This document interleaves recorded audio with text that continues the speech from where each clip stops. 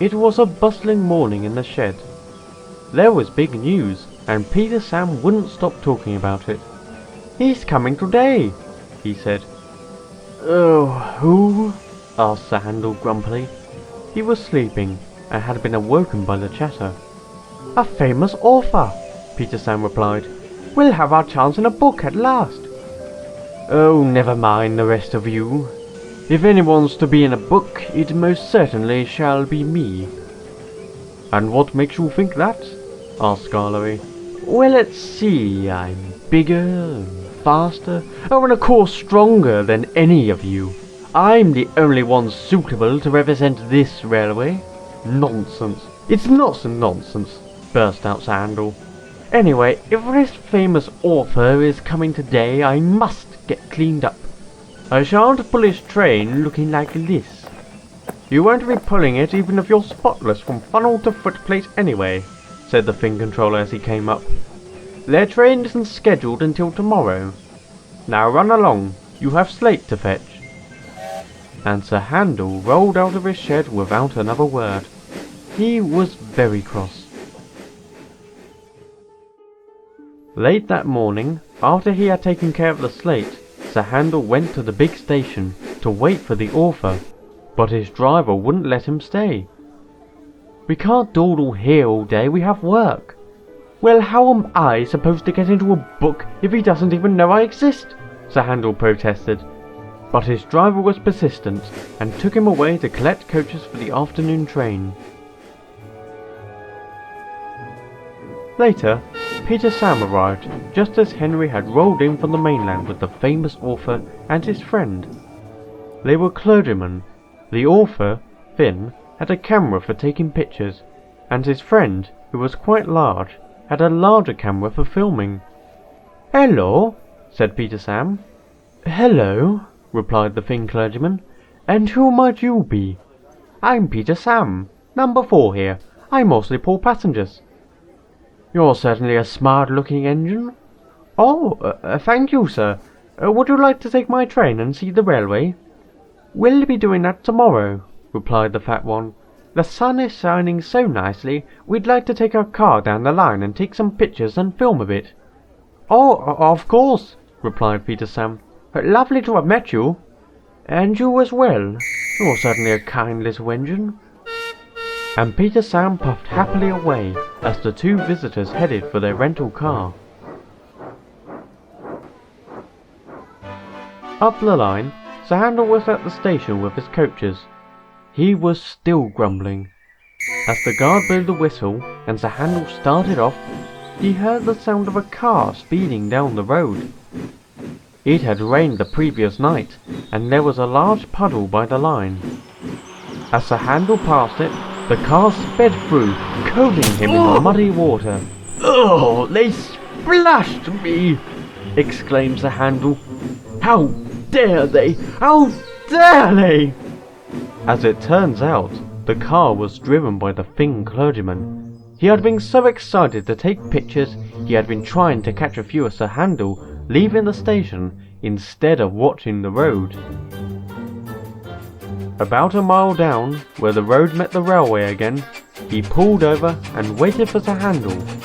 He tried to apologise as the train went by, but Sir Handel only glared at him. The engine had no idea who he had just met, but he wasn't pleased.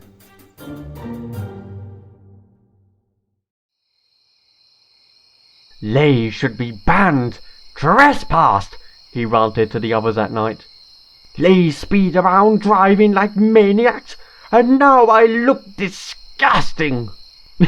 "I can't see a difference," chuckled Peter Sam. "You look no different than you do any other day. Filthy and horrid."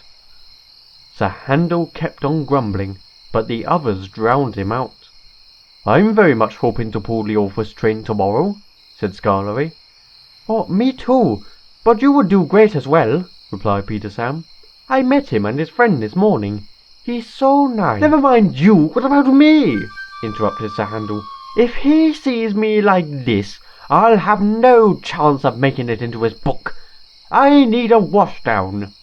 "The weather forecast calls down heavy rain and thunderstorms tonight," said Scarlery. "Maybe we should just leave you outside. It would do you some good." Sir Handel scoffed and rolled back into his shed. He spent half the night thinking about the author, and the other half about the two who had splashed him. A simple misunderstanding that would cause him a great deal of trouble. Early the next morning, his fireman arrived to start work. The weather was miserable. The bulk of the rain had stopped, but it was still quite misty. "First I'm splashed, now I'm going to freeze. Oh, let it go, why don't you?" grumbled the fireman. "Forgive and forget, why don't you? It was an accident." But Sir Handel wasn't listening. "Tit for tat," he mumbled to himself. "What was that? Oh, nothing. Just saying, if I'm going to get a chance of pulling the author's train, we better get out before Peter Sam or Scarlery takes it." The fireman continued work, but Sir Handel was still hot-headed, and he was having trouble getting steam up. He was quite late as he rolled into the station. All the passengers were already in the coaches. There, to his surprise, were the two men who had splashed him yesterday. "How dare they take my train?" grumbled Sir Handel. "And where's the author? I've seen all these passengers before." "Maybe he rescheduled," said the driver. "Sorry, old boy, but these passengers have to reach their destinations too." Sir Handel backed onto the train with a bump.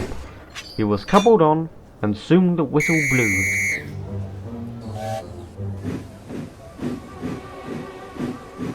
As he continued on, he couldn't stop thinking about the two men on this train. "How dare they, how dare they, how dare they?" he muttered. He wanted to pay them back, but he didn't know how, and now he was cross thinking he missed the author again. As he made his way along under a hanging tree branch, he felt a drop on his forehead. He looked up and realized exactly what he was going to do. "That's it! Oh, it's such a lovely plan," he said. "Tit for tat indeed. I know just where to do it." Just before the viaduct, he deliberately reduced speed until he was nearly to a crawl. "Come on, what's the hold-up?"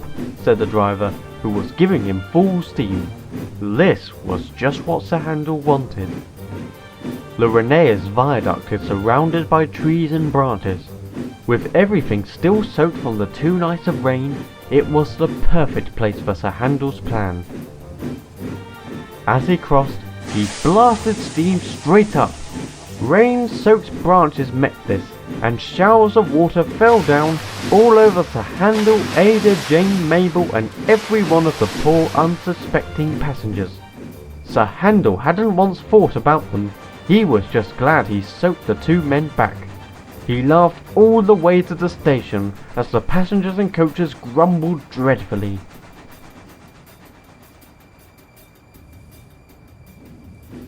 As he pulled into the station, the passengers jumped out and surrounded him like angry bees, saying what a bad railway it was. Even still, Sir Handel was still only focused on the two men, and was feeling very clever. The driver and fireman tried to apologise, but the passengers refused to continue the journey with Sir Handel. Soon, Peter Sam arrived with the Thing controller. "What were you thinking?" said Peter Sam. "I did what had to be done," smirked Sir Handel triumphantly. "Well, I knew you wanted attention from the author, but this is going too far." "What? Who? Where?" "Right here," said the Thing clergyman. You're...